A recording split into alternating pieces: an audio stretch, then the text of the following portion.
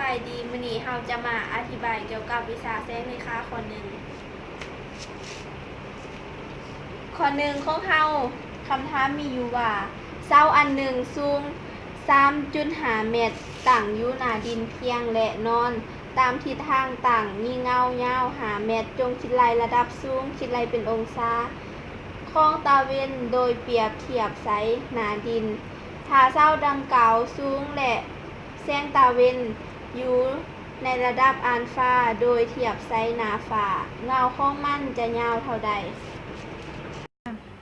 จากบทเลขที่เขาให้มาเฮาแต้มรูปได้ดังนี้เสามีหลวงสูง 3.5 เมตรเมื่อแสงอาทิตย์หัน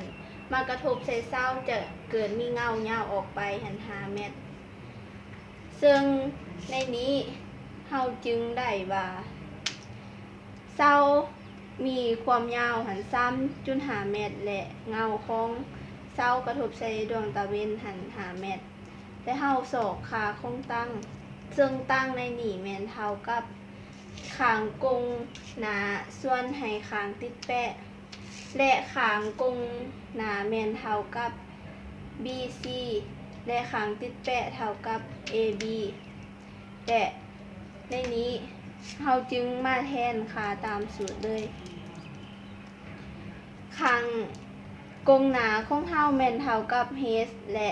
ขางติดแปะเท่ากับ L และแทนตามสิ่งที่เฮาหูมานั่นก็ได้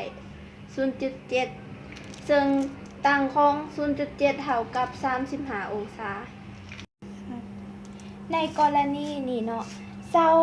ดังกล่าวแม่นสูงและตาเว้นอยู่ในระดับอัลฟาโดยเทียบไซหน้าฟ้าเงาของมันจะยาวเท่าใดเฮามาส่องหาลวงยาวของเงาโดยเทียบไซหน้าฟ้าเนาะซึ่งตามรูปแต้มแล้วเฮาเห็นว่าเงาของหน้าฟ้าที่อยู่บนหน้าฟ้านี้จะเท่ากับเงาของเสาที่อยู่ในพื้นดินดังนั้นเฮาจึงค้อนสูตรได้ดังนี้เลยตั้งอัลฟาเท่ากับsinอัลฟาส่วนให้โกดอัลฟาซึ่งเท่ากับดวงสูงส่วนให้ดวงยาวซึ่งในนี้เฮาจะส่องหาดวงยาวเลยทอนได้ L เท่ากับ H ส่วนตั้ง